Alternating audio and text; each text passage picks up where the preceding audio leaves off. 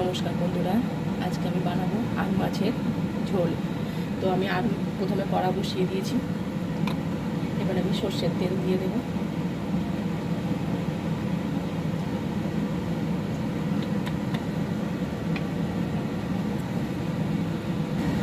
এবার আমি আর মাছগুলোকে লবণ, হলুদ আর তেল, কাঁচা তেল মাখিয়ে রেখেছিলাম।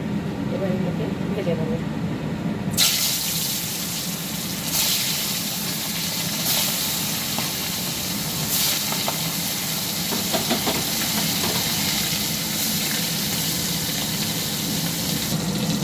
মাছগুলো আমার এক পিঠটা ভাজা হয়ে গেছে, আমি এক পিঠটা উঠিয়ে দেবো।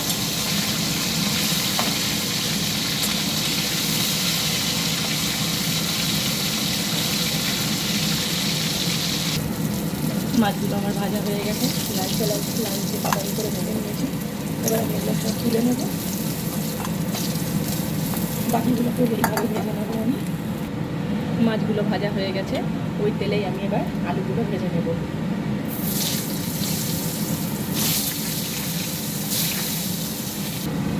আলুগুলো আমার ভাজা হয়ে গেছে, আমি এবার তুলে নেব।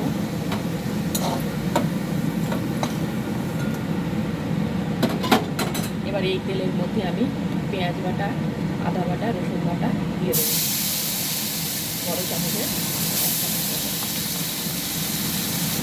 এবার আমি দিয়ে দেবো ছোটো সাইজের একটা টমেটো।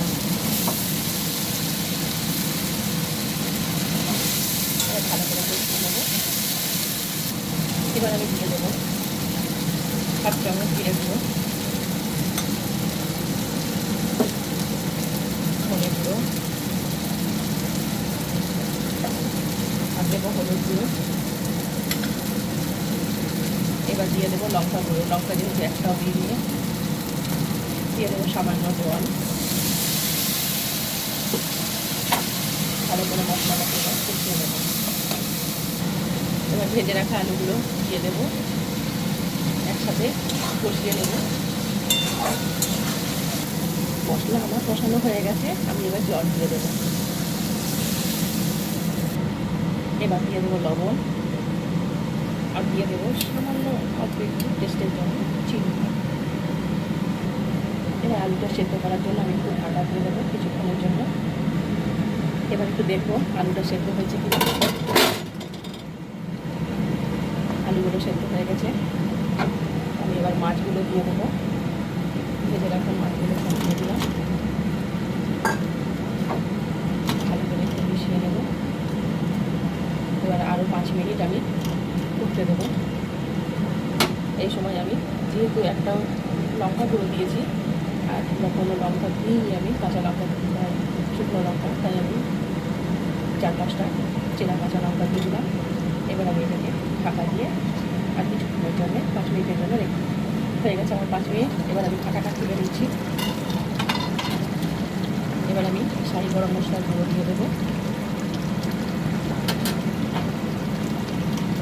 এটা গরম ভাতের সাথে খেতে দুর্দান্ত লাগছে বন্ধুরা।